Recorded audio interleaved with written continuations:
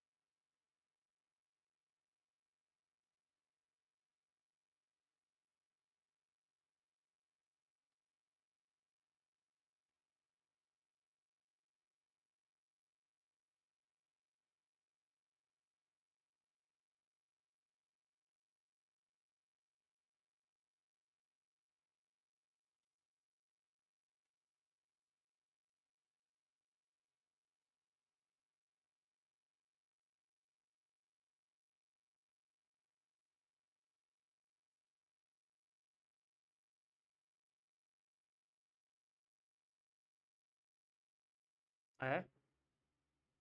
किती आले? 90।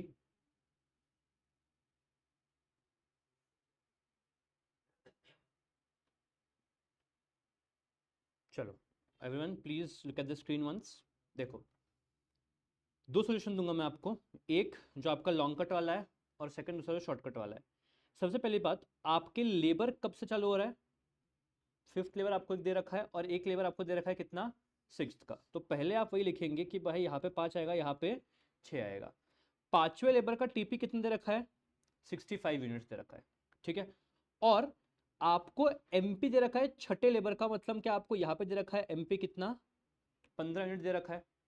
Now understand one thing, आपको निकालना है कि बॉस ये कितना है। You have to calculate this.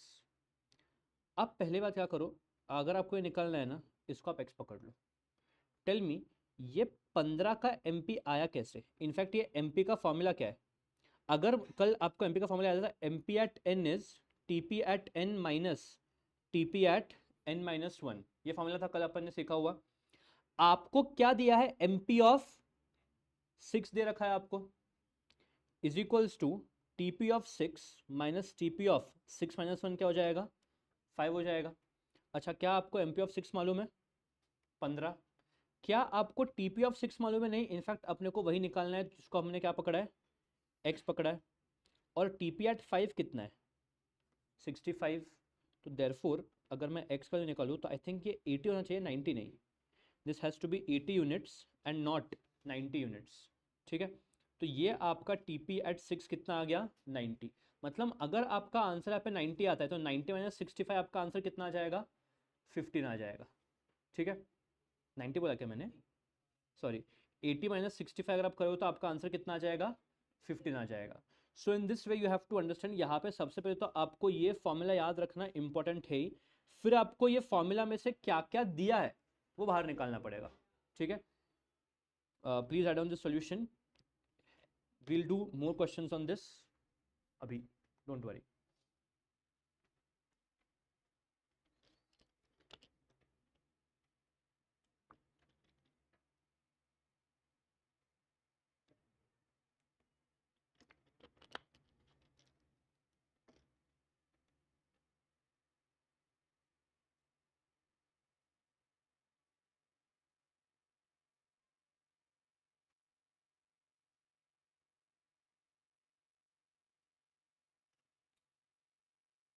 हो गया?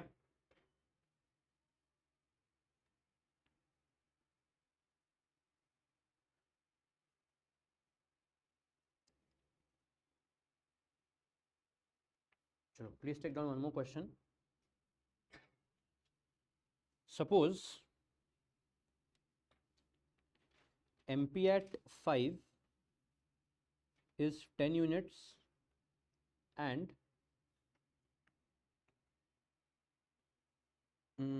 let us say TP at 4 is 36 units. Calculate TP at 5। जो क्वेश्चन अभी अपन ने किया है ऐसा सेम क्वेश्चन है, ट्राई।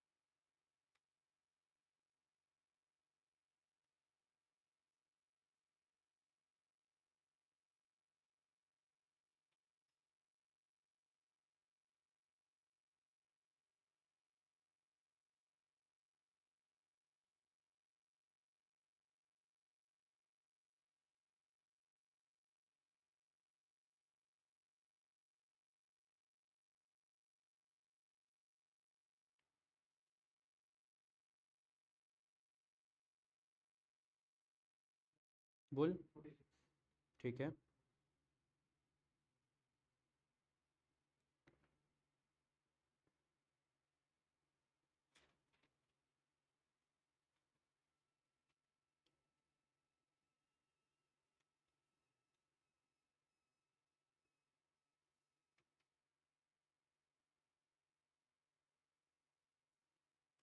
आ रहा है 46 सबका?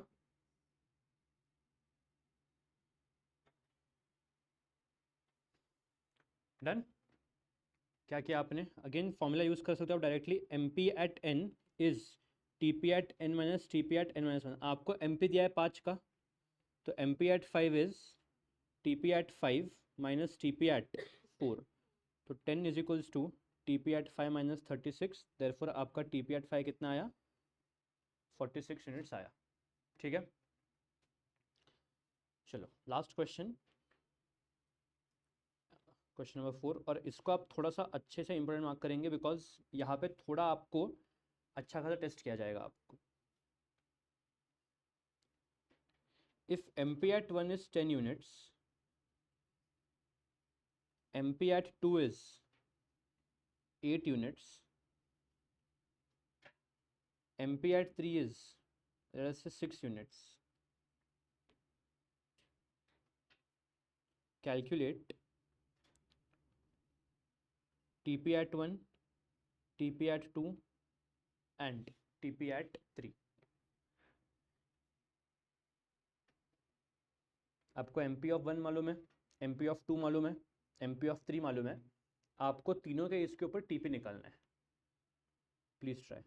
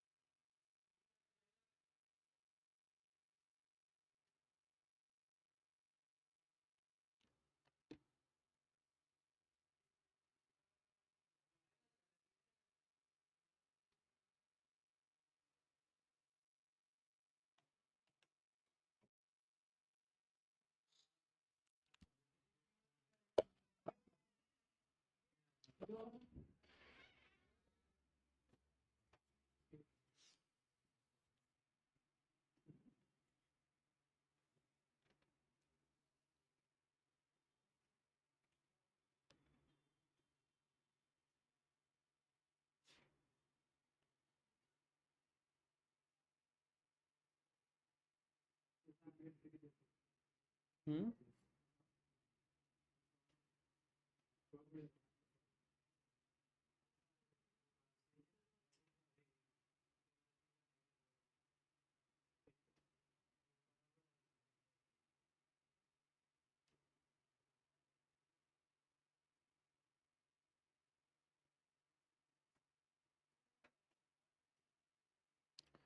यस आया है। करो करो।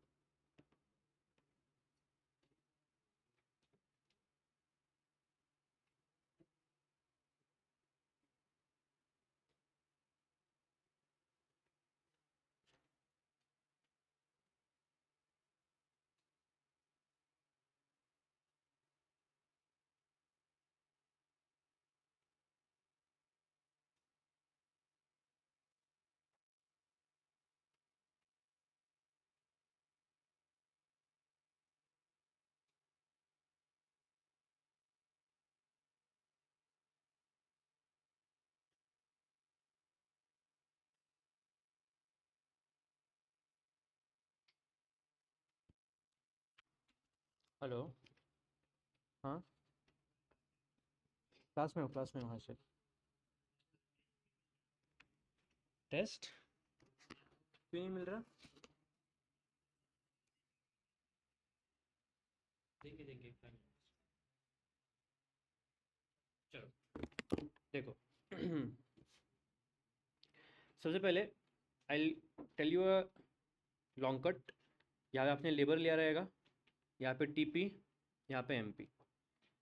पहले लेबर का एमपी आपको कितना दे रखा है? 10 का, तो नेचुरली पहले लेबर का टीपी भी कितना होगा? 10 का। दूसरे लेबर का आपको एमपी कितना दे रखा है? 8। तो अंडरस्टैंड करो, आपने अब तक जो किया था, जैसे जिस मैकेनिज्म में हमने अब तक किया था, कि आप क्या बोल सकते हो, सर इसको अपन एक्स पकड़ के कैलकुलेट कर लेंगे। तो मैं क्या यहाँ पे बोल सकता हूँ, यहाँ पे M P of two is T P of two minus T P of one. तो 8 is equals to T P of two minus 10। Therefore T P of two कितना आया? 18। ठीक है। अगर मैं बात करूँ तीसरे लेबर की, तो यहाँ पे आपको एम पी कितना दे रखा है? 6 का दे रखा है। तो यहाँ पे मैं बोल सकता हूँ कि M P of 3 is T P of 3 minus T P of 2। तो M P of 3 is 6, T P of 3 आपको चाहिए, जबकि टी पी ऑफ 2 कितना दे रखा है आपको? 18 ऊपर आपने निकाला है। तो देयरफॉर टी पी ऑफ 3 कितना आया? 24। तो 18 प्लस 6, यहाँ पे आपका टी पी कितना आया? 24 आया। मैच हुआ सबका ये?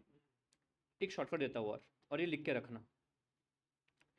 अगर आपको टीपी ऑफ 3 चाहिए डायरेक्टली, मतलब अगर क्वेश्चन ने आपको टीपी ऑफ 1 नहीं पूछा, टीपी ऑफ 2 भी नहीं पूछा, क्वेश्चन से क्या पूछा कि बॉस टीपी ऑफ 3 निकाल, तो इसके लिए शॉर्टकट ये है कि आप क्या करो मालूम है क्या? जिस भी लेबर का आपको टीपी चाहिए ना, उस लेबर तक के जितने भी एमपी है सबको ऐड करो। मतलब क्या? मैं बोलता हूँ टीपी ऑफ 3 चाहिए, तो MP of 1 plus MP of 2 plus MP of 3 कर लो। एमपी ऑफ 1 कितना दे रखा है आपको? 10। MP of 2 8। MP of 3 6। Check करो, ये 24 आता है, और यही 24 आपको यहाँ ऊपर भी आया है। This is the same 24 which you have got. मतलब क्या? On the same lines, let us से मैं चाहता हूँ कि आप मुझे TP2 निकाल के दो। तो TP2 के लिए आप क्या करो, फर्स्ट सिर्फ MP1 प्लस MP2 कर लो।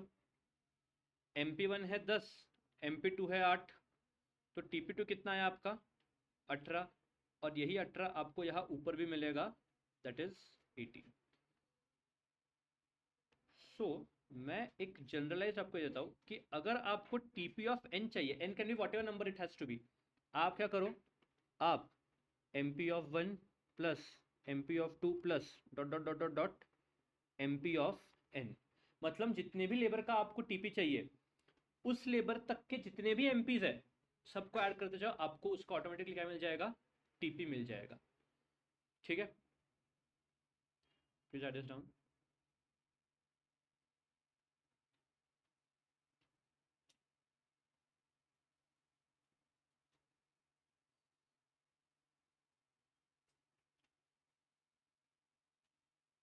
ठीक है, लिखा आपने? चलो, so this is sufficient as far as your numericals are concern on this particular topic. अब अपन थोड़ा लॉ के ऊपर जाते हैं। First I want everyone to understand, don't write anything. देखो मैं यहाँ पे लेता हूँ लेबर, एंड लेट अस से यहाँ पे मैं लेता हूँ आपका टोटल प्रोडक्ट, एवरेज प्रोडक्ट और मार्जिनल प्रोडक्ट। लेट अस से जब आपने एक लेबर रखा है, जब आपने एक लेबर रखा है, आपका टोटल प्रोडक्शन है लेट अस से 200 यूनिट का, तो आपका एपी भी रहेगा 200 यूनिट और आपका एमपी भी रहेगा कितना, 200 यूनिट का। टेल मी, एक केस ले लेते हैं कि हमने एक और लेबर ऐड कर दिया। हमने क्या किया, एक और लेबर ऐड किया, तो इससे क्या टीपी बढ़ना चाहिए, प्रोडक्शन बढ़ना चाहिए। तो लेट अस से ये प्रोडक्शन जो है वो हो गया 315 यूनिट का, 315 नहीं, लेट अस से ये हो जाता है आपका 415 यूनिट। तो प्लीज़ टेल मी 416 ले लो ताकि आपको ये एपी इवन फिगर है। 416 डिवाइड बाय 2, आपका एवरेज प्रोडक्ट कितना है, आप कैलकुलेटर कर सकते हो। 416 बाय 2, 208 यूनिट्स। और आपका एमपी कितना है, एमपी के लिए आप क्या करोगे, 416 में से 200 हटा दोगे तो आपका एमपी कितना आएगा, एमपी आपका क्या है 216। मतलब क्या मैं ये बोल सकता हूँ कि बॉस मैंने लेबर बढ़ाया, उससे मेरा पहले क्या हुआ, टीपी इंक्रीज हुआ, मेरा एपी भी इंक्रीज हुआ, मेरा एमपी भी इंक्रीज हुआ। लेट अस से एक तीसरा यूनिट और लेते हैं, तीसरा लेबर हमने एक्स्ट्रा ऐड किया, टीपी क्या होना चाहिए, बढ़ना चाहिए। तो लेट अस से आपका टीपी हो गया 615 यूनिट। टीपी कितना हुआ, 615। Please tell me 615 divide by 3 कितना होता है, 200 एंड ओके, 615 नहीं चाहिए, लेट अस से 642 करिए, 642 divide by 3, divide by 3, divide by 3, 642 divide by 3, 214 units हो गया आपका एवरेज प्रोडक्ट।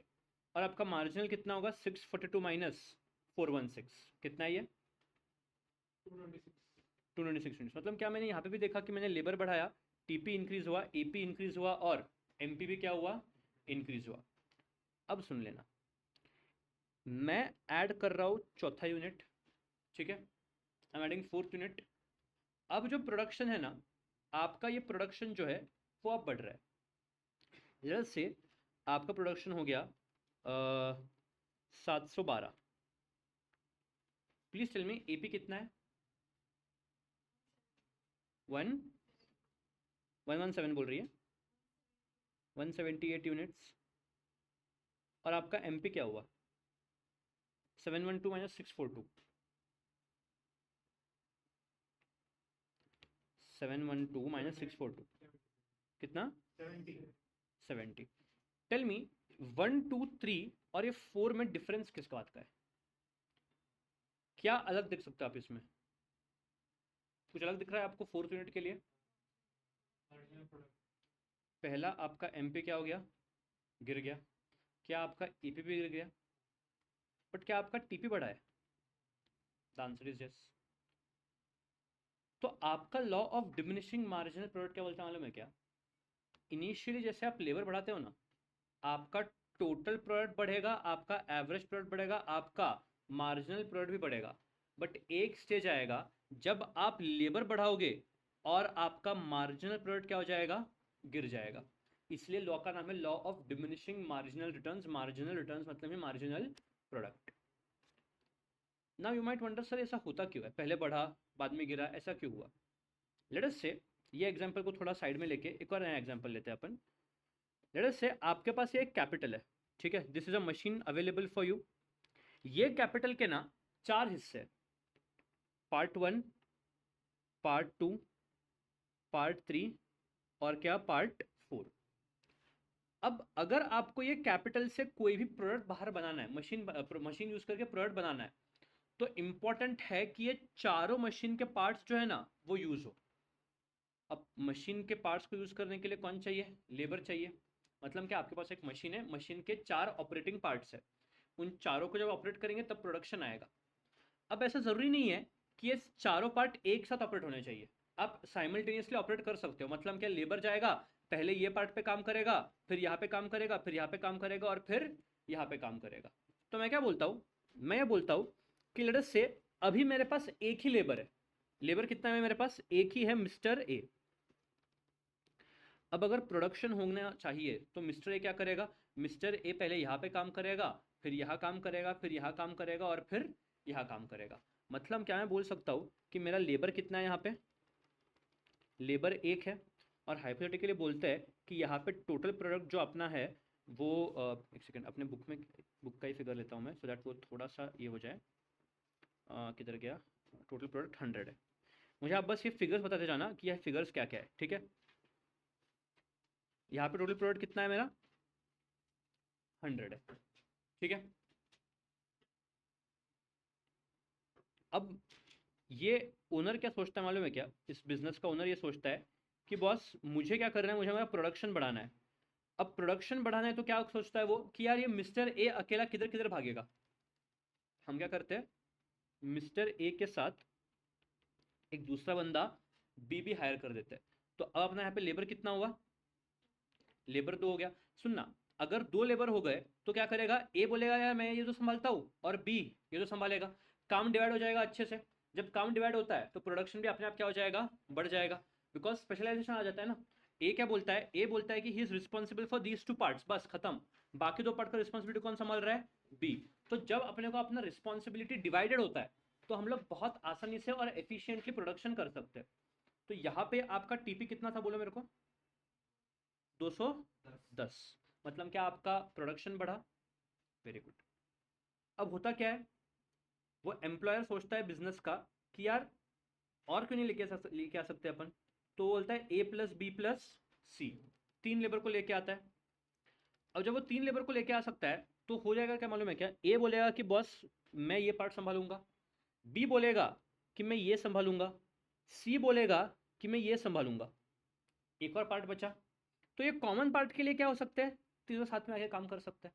बट अगर आप देखोगे ए जो है उसका रिस्पॉन्सिबिलिटी अब एक पार्ट पे फिक्स हो गया है, बी का फिक्स हो गया है, सी का भी फिक्स हो गया है। जो फिक्स नहीं हुआ है उसके लिए आपस में वो करेंगे कुछ तो कोऑर्डिनेशन करके। तो 3 लेबर के ऊपर आप टीपी कितना कमा रहे हो?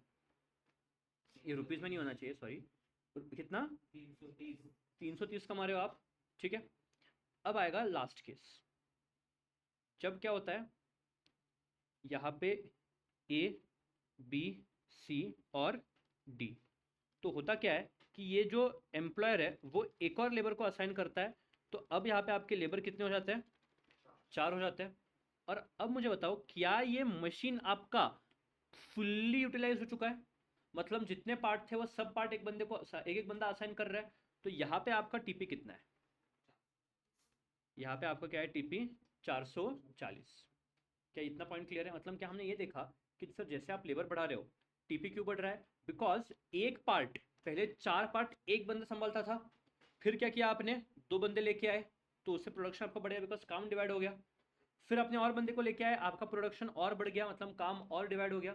और फिर आपने ये इंश्योर किया कि एक मशीन के ऊपर या फिर एक पॉइंट के ऑपरेटर के ऊपर सारे लोग काम कर रहे हैं, ठीक है? तो फिर उस केस में आपका टीपी कितना है? 440। अब मैं आपसे पूछता हूँ कि यहाँ पे अगर आप जाके देखोगे, ये पहले 4 लाइन आप देखेंगे। फर्स्ट रीड दिस टेबल, जो ऊपर लॉ में लिखा है वो बाद में आएगा, पहले ये टेबल देख लेना आप। पहले ये 4, क्या यही लिखा है मैंने? 1 2 3 4, टीपी 100 210 330 और 440। एमपी कैसे आया? इन दोनों का डिफरेंस। तो अगर मैं 110 की बात करूँ तो इट इज़ 210 माइनस 100, ये है आपका 330 माइनस 210, और ये है 440 माइनस 330। अच्छा, एपी कैसे आया? एपी के लिए आप क्या करोगे? टीपी डिवाइड बाय लेबर करोगे। तो first 100 by 1 100, 210 by 2 105, 330 by 3 110, 440 by 4 110। यहाँ तक क्लियर है? अब आते हैं आगे। अब होता क्या है मालूम है क्या? ये एम्प्लॉयर को और लालच चढ़ता है।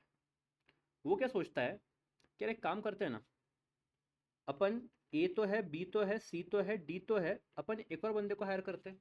बिकॉज ही थिंक्स दैट, वो देख रहा है कि यार प्रोडक्शन मेरा बढ़ रहा है लेबर बढ़ाने पे, तो और लेबर बढ़ा तो प्रोडक्शन और बढ़ेगा। बट अब होगा क्या मालूम है क्या? ई के आने से पहले क्या हर एक पार्ट प्रॉपरली यूटिलाइज था? अब ई जब बीच में आएगा तो ई कहाँ पे जाएगा? उसके पास कोई पार्ट है क्या? अब आप में से कोई बोल सकता है कि सर ठीक है ना, हम क्या करते हैं, एक नया इंडिपेंडेंट मशीन खरीदते हैं, वहाँ पे ई को लगाते हैं। नहीं कर सकते ना बॉस, शॉर्ट रन है, शॉर्ट रन में आप कैपिटल बढ़ा नहीं सकते। ये लॉ जो हम पढ़ रहे हैं वो किस में पढ़ रहे हैं? शॉर्ट रन में पढ़ रहे हैं। शॉर्ट रन में आप लेबर बढ़ाओ जितना बढ़ाना है, कैपिटल बढ़ा नहीं सकते। तो ऐसा भी नहीं कर सकते कि ई को हायर किया है तो ई के लिए एक सेपरेट मशीन लगाएंगे। तो ई क्या करेगा मालूम है क्या? सबके काम में जाके अपनी नाक घुसाएगा। He will interfere in everyone's work. तो होगा क्या मालूम है क्या? अब लेबर आपके कितने हैं? 5 है। प्रोडक्शन होगा, देख ई अपना क्या कर रहा है, ई सब जगह जाके कुछ तो वैल्यू दे रहा है। तो प्रोडक्शन जो है वो टोटल बेसिस पे बढ़ेगा। कितना बोलो टोटल बेसिस पे? 520। बट मेरे को एक बात बताओ, just tell me one thing. अगर मैं ये 5 लेबर को ड्रॉ करूँ ऐसे, 1 2 3 4 और 5, सबसे पहले लेबर का प्रोडक्शन कितना कैपेसिटी था? पहला लेबर कितना प्रोडक्शन कर रहा था? 100। दूसरा लेबर जब आया तो दूसरे लेबर का कितना प्रोडक्शन हुआ? 210 तुम टोटल बोल रहे हो, मैं बोल रहा हूं वो एक बंदे का 110, तीसरे बंदे का 120, चौथे बंदे का 110 और पांचवें बंदे का 80। अगर आप एक ऑब्जर्व कर रहे हो, आपका मार्जिनल प्रोडक्टिविटी यहां तक बढ़ा, यहां पे क्या होने लग गया, वो गिरने लग गया। मतलब आप बोल रहे हो कि सर ये तो ऐसी बात हो गई कि बॉस ये जो हमने चौथा और पांचवा लेबर लगाया ना, वो पहले वाले लेबर से भी क्या कर रहे हैं?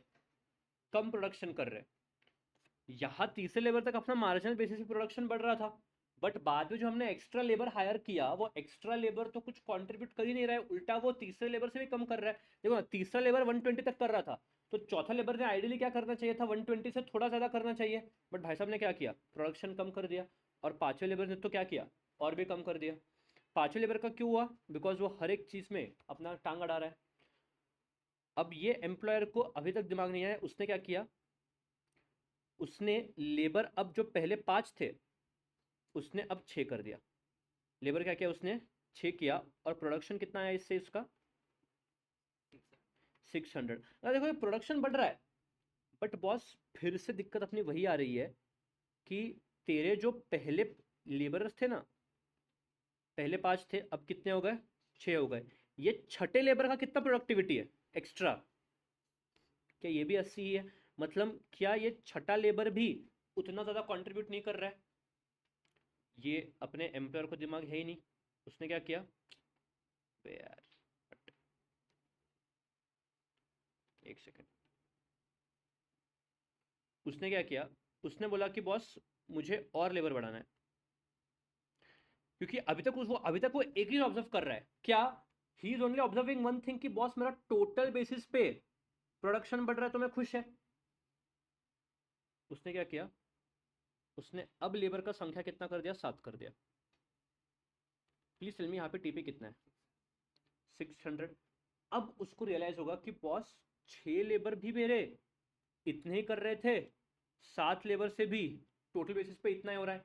मतलब क्या मैं ऐसा बोल सकता हूँ कि जो ये मेरे 6 लेबर थे, उसके बाद जो मैंने 7वां लेबर ऐड किया, उसने कितना कंट्रीब्यूट किया?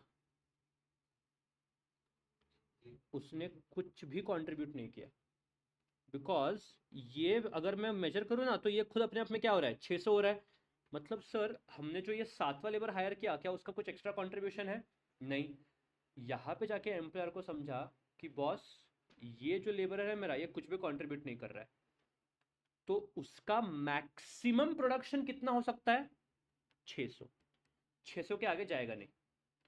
बट अगर उसमें मस्ती आई और उसने सोचा कि नहीं ना सर, एक काम करते हैं ना, एक जो ट्रायल था, अपन क्या करते हैं, एक और लेबर बढ़ाते हैं। लेबर कितना करते हैं? 8 करते हैं। यहाँ पे उसको विजिबली दिखेगा कि उसका प्रोडक्शन जो है वो क्या हो चुका है? गिर गया है। गिर के कितना हो गया है? 580। मतलब क्या कि बॉस जो उसने एक्स्ट्रा लेबर हायर किया है ना, उसने प्रोडक्शन में कुछ एक्स्ट्रा कंट्रीब्यूट तो पहली बात किया ही नहीं है। जो उसने नया लेबर हायर किया ना, उसने कंट्रीब्यूट कुछ किया ही नहीं है, उल्टा उसकी वजह से उसने नेगेटिव कंट्रीब्यूशन किया है कितने का, 20 का, क्योंकि पहले आपका 600 था, अब 580 हो गया। मतलब जो एक्स्ट्रा लेबर है उसने कंट्रीब्यूशन करने के बजाय उल्टा आपका जो प्रोडक्शन है वही क्या कर दिया है, गिरा दिया है। अब सर पहले बताओ ये फर्स्ट लेबर से 8 लेबर तक का स्टोरी ओके है क्या, क्लियर है? नाउ यू माइट वंडर कि सर इसका रीजन क्या है। रीजन बहुत ही सिंपल है। अपने पास 4 लेबरर, 4 पार्ट्स थे। जब तक हमने चारों को यूज करे तब तक हमारा सब कुछ अच्छा चल रहा था। हमने 5वें को लेके आए तो जब जाके अपने को प्रॉब्लम्स फेस करनी पड़ी। क्यों? बिकॉज एक जो कैपिटल है वो मैक्सिमम प्रोडक्शन तब करेगा जब उसके सारे पार्ट्स एफिशिएंटली यूटिलाइज्ड है।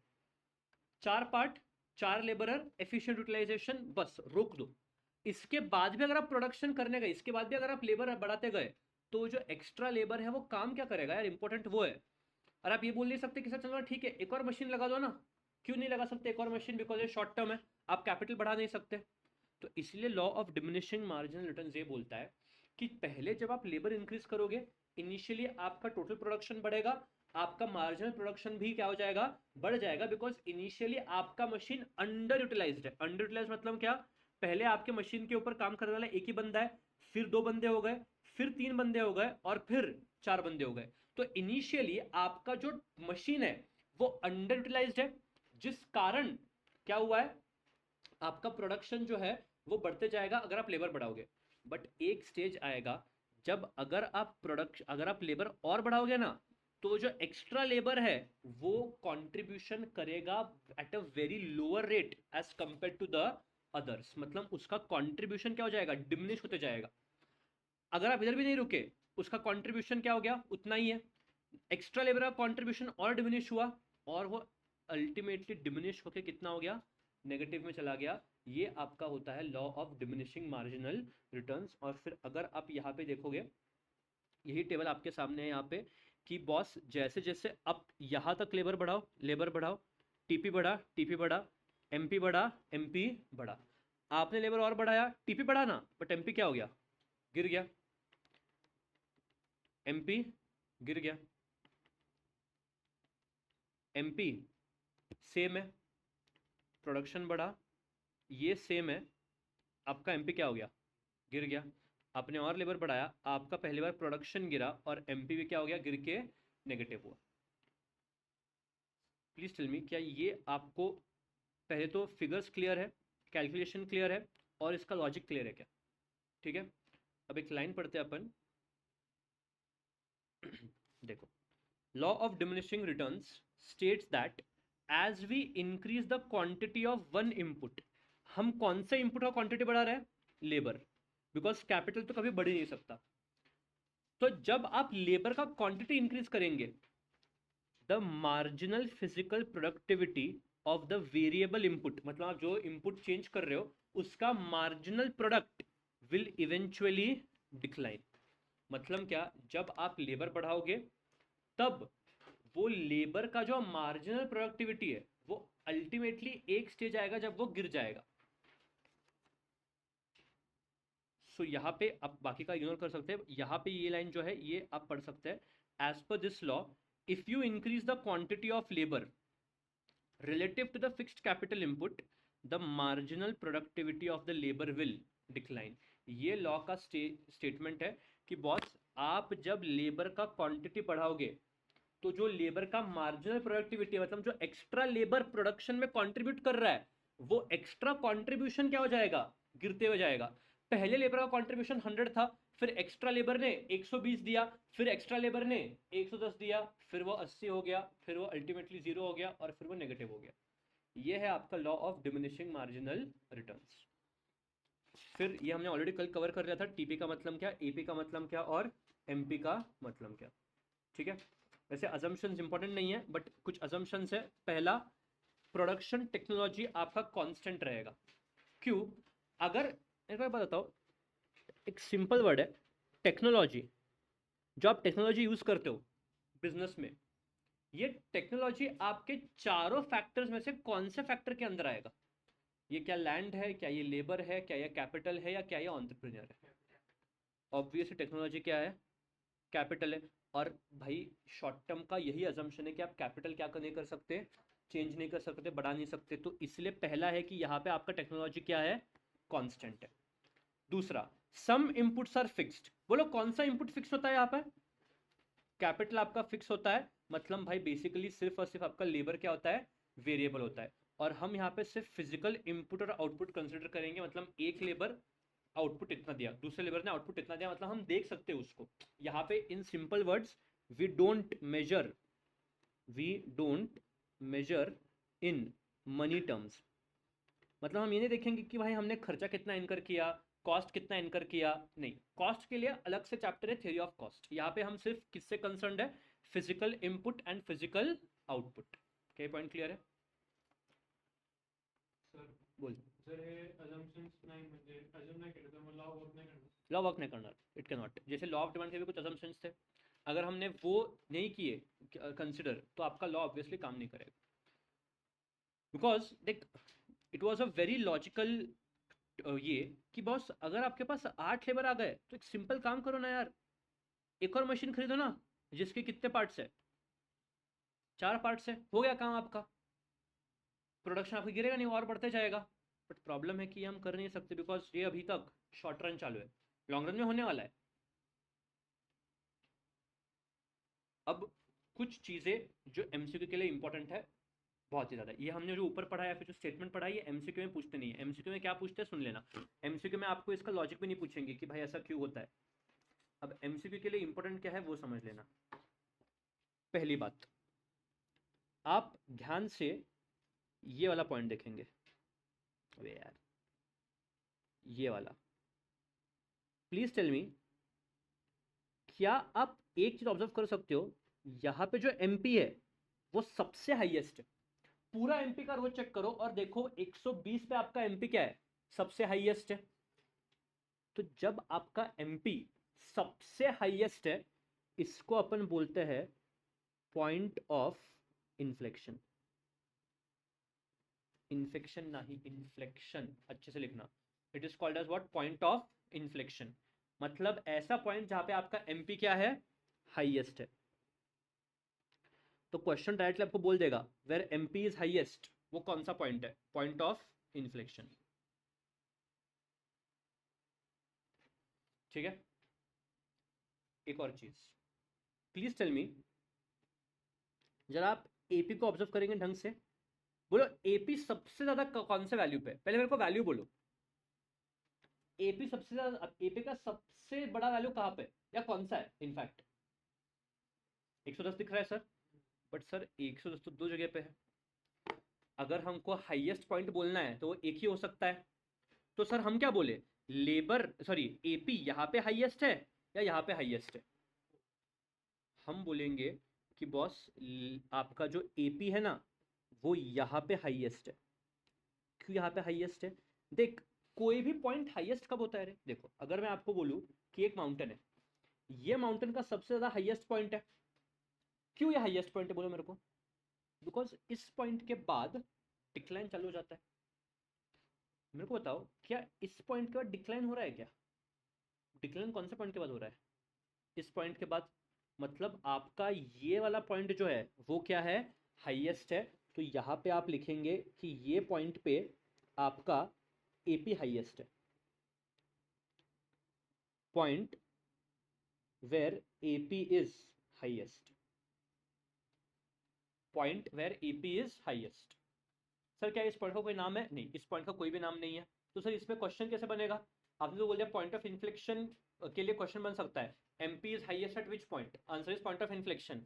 इसके लिए क्या होगा, इसके लिए ये होगा, ऑब्जर्व करना उसके बाजू कौन है, एमपी, और उसका वैल्यू कितना है 110। मतलब बॉस एपी तब हाईएस्ट रहेगा जब एमपी और एपी क्या रहेंगे, इक्वल रहेंगे। AP will be highest at that point when MP and AP are what, equal। ठीक है, तो MP हाईएस्ट हो गया, AP हाईएस्ट हो गया। बात करते हैं TP हाईएस्ट। आप मुझे बताओ TP का हाईएस्ट वैल्यू क्या दिख रहा है आपको, 600। बट कहां पे, यहां पे या यहां पे, 6 पे या 7 पे, 6 पे हाईएस्ट बोलोगे या 7 पे हाईएस्ट बोलोगे, फिर से वही लॉजिक लगाओ। अगर आपने 6 बोला तो 6 के बाद गिरना चाहिए ना, 6 के बाद गिर रहा है क्या? गिर कब रहा है वो? 7 के बाद गिर रहा है। तो इसीलिए आप बोलोगे कि बॉस यहाँ पे जो है ना, यहाँ पे आपका टीपी हाईएस्ट है, this point is where the TP is highest.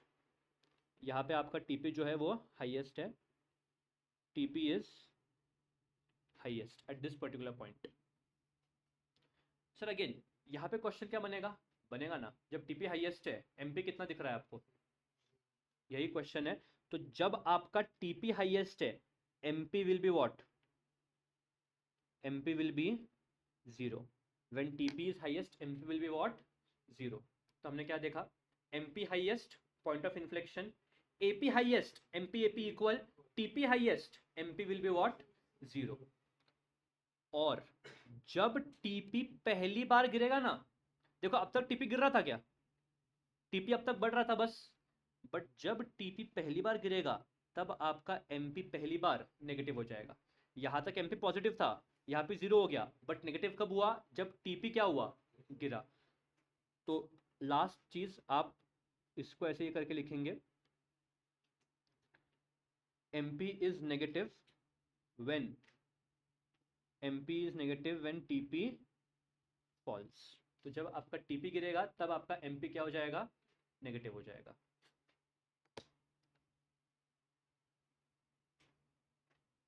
ठीक है, done. We will stop here.